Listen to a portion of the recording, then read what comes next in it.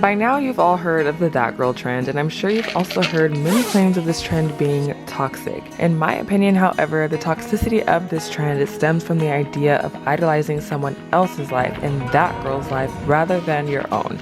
So in today's video, we're going to focus on things that the average working girl can incorporate into her life to not only become that girl, but to become the girl of your own dreams. For starters, becoming the girl of my dreams does not require waking up at 5 or 6 in the morning, and it definitely doesn't require waking up to an alarm. Becoming the girl of my dreams means I can wake up whenever I feel like it and wake up when my body tells me to, and today that just so happened to be at 7:40 a.m., which is actually pretty freaking early for me.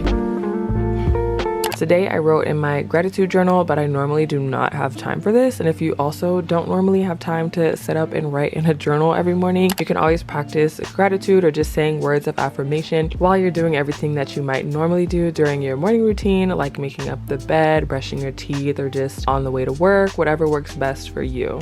Now, it honestly wasn't until I went to college that I got into the habit of making my bed up every morning, because I realized that making your bed up honestly makes the entire room look cleaner, even if it's not. I've also been trying to get into the habit of eating breakfast in the morning and fueling my body, because I had gotten into the actually bad habit of not eating breakfast in the morning, and I wouldn't really eat anything until I got off of work, or at least not a full meal until I got off of work, which was around 1 or 2 o'clock. But if I don't even have time to make oatmeal, I'll just grab a cup of yogurt or granola bar, string cheese, anything that is healthy and relatively quick.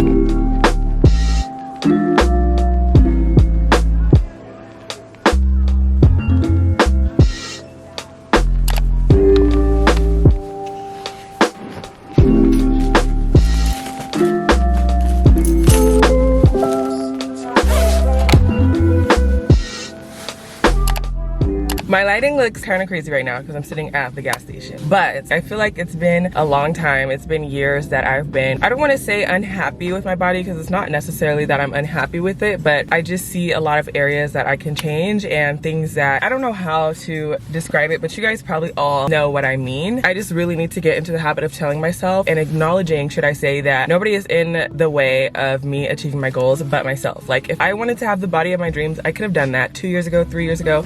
I could have been doing that, but I haven't been consistent enough with going to the gym and eating right. So this year, one of my biggest things for 2022 for becoming the girl of my dreams is to finally get my body together. And I started going to the gym like early in December, and I've been pretty consistent now for about a month or a month and a half. So I'm trying to stick to it. I have an idea, a picture in my head of how I want my body to look and how it's going to look at the end of this year. So let's go to the gym.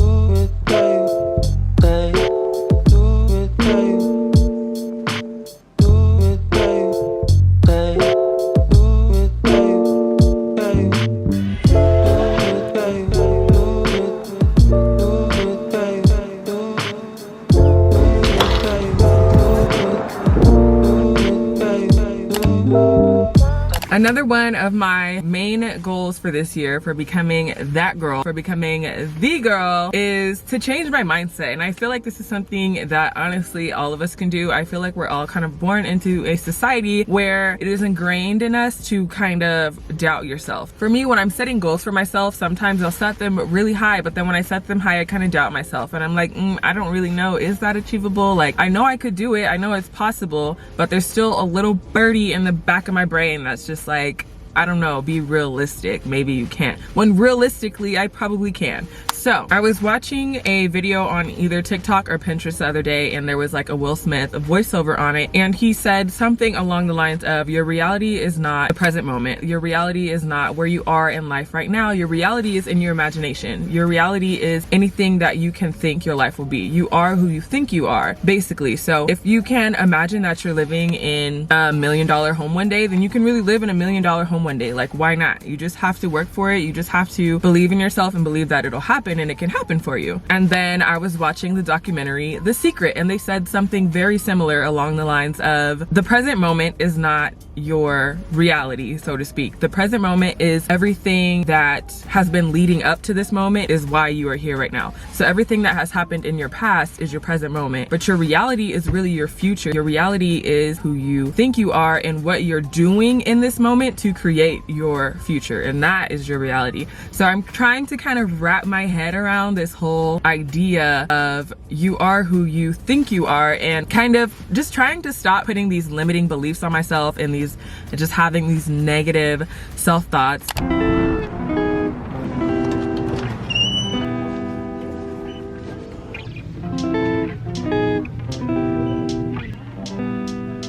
I cannot find the self-help section to save me.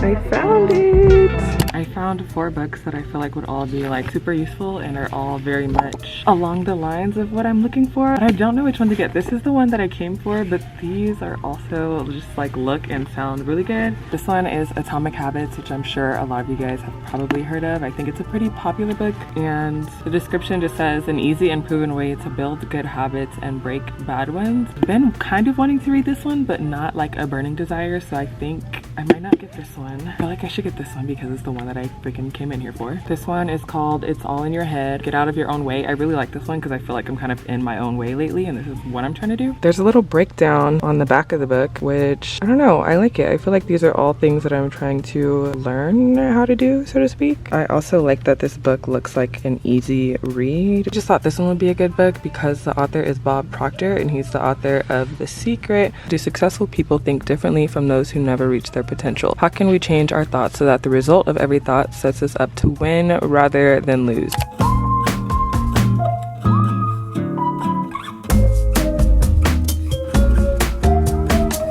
This hardcover is $22 here and $11.49 on Amazon. So I'm gonna order this one and just buy this one for today. Thank you.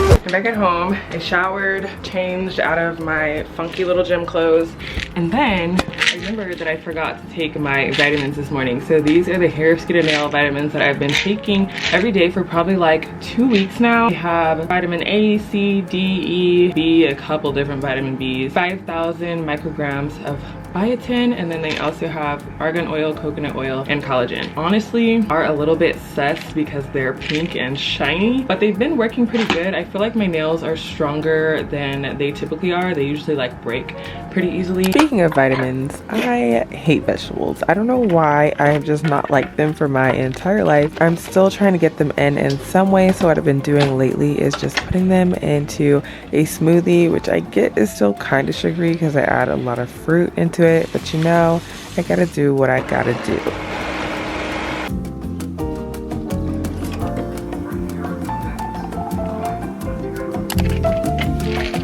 These stink, like for real. Oh my God, for real smell like dog food. I honestly was pretty hungry. Actually, I am pretty hungry. So I made myself some scrambled eggs and some toast. Then I have my little smoothie here.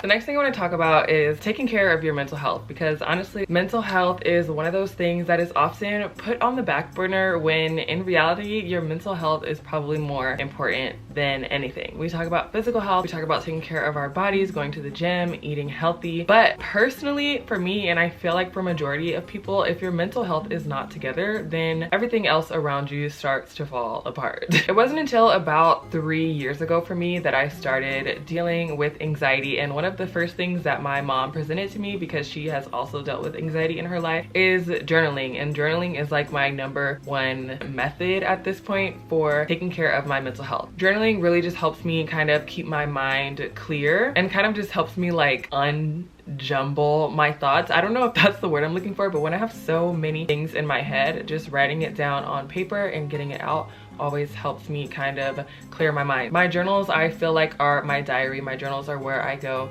to talk to myself when I feel like maybe not that I can't talk to anybody else, but that I don't want to talk to anybody else, or I have information and things that I don't really want to share with anybody else. That's when I go to journaling. Number 2 on my list is manifestation meditations. These you can literally just look up on YouTube, and I'll link the one for you guys that I like to use. But when I do this meditation, I swear to you guys, it literally like takes me to a whole different place. It makes me drift into, I don't want to say an alternate reality, but like basically that. I try to envision my most desirable self. Where am I at? What am I doing? What are my surroundings? What can I see? What can I hear? What can I smell? Like, who's around me? Who's in my environment? And when I think about those things, it just makes me feel so good inside and realize like, whoa, like this is really a possibility for me. So if you're ever just feeling down about honestly life in general, I would say doing a manifestation meditation can really help you kind of just get into a better mindset. And honestly, sometimes for me, it just makes me fall asleep, which is fine too. There's also self-help books, which we talked about earlier. You can do breathing exercises, create a vision board for yourself, but whatever it is that you have to do to kind of take yourself away and just mentally check out, I feel like is going to be very important to becoming that girl, to becoming the best version of yourself.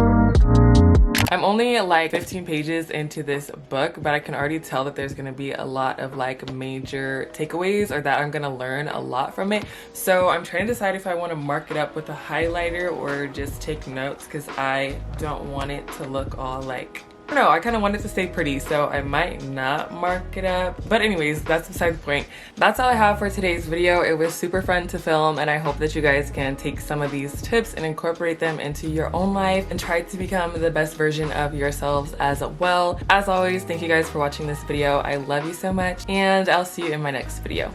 Bye!